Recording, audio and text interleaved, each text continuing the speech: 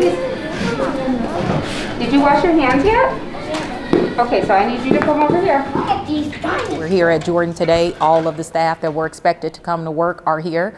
And I think that's been what we've seen throughout this week. A lot has been made about some of the resistance, but we're at over 70% of our staff reporting.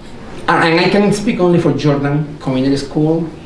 We are in a good place. We have received all the PPE supplies that were promised to us by CPS, all the air filters, hand sanitizers, all the sanitizing stations, everything is in place.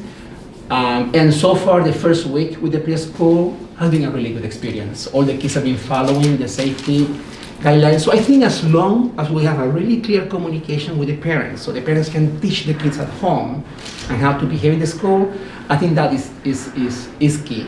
We have studies by reputable institutions that have been done throughout the country and specifically here in Chicago that show that the in-person spread that we were all worried about, rightfully so, back in the spring is not true. But we also have to rely on the facts and implement the strategies and protocols with fidelity. Yeah. Can I ask just like a tiny follow-up, not to throw off order, sorry.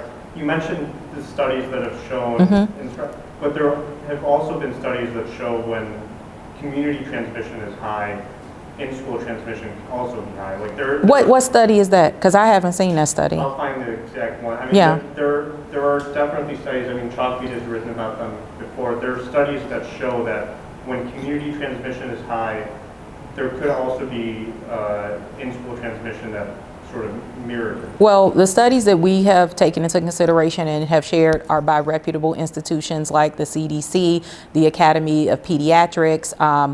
What are some of the others? The ones that are Chicago Department of Public Health. I have not seen a study that says that in-school spread or that community spread, that schools being open contributes to community spread. You'd have to cite that for me and I'd be happy to respond to that. I am happy to report that this week we have not had to close a school. I know that in some reopening plans that happens quickly. I have no doubt it may happen at some point in Chicago public schools, but right now people are doing the right thing. They're following the strategies, and when we identify a case, we're acting quickly. So we have not had the need to close an entire school at this time.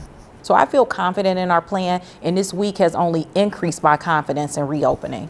People are happy that children have an opportunity to come back in schools. Now, that doesn't negate the fact that there are still things that we have to work on, agreements we need to come to with the union. The time is now. I'm willing to have a compromise with the union on how we best do that so that we can balance choice for all parents and their health and safety concerns. But the conversation has to start with, we believe children should be in school, and let's have a conversation about how we do that.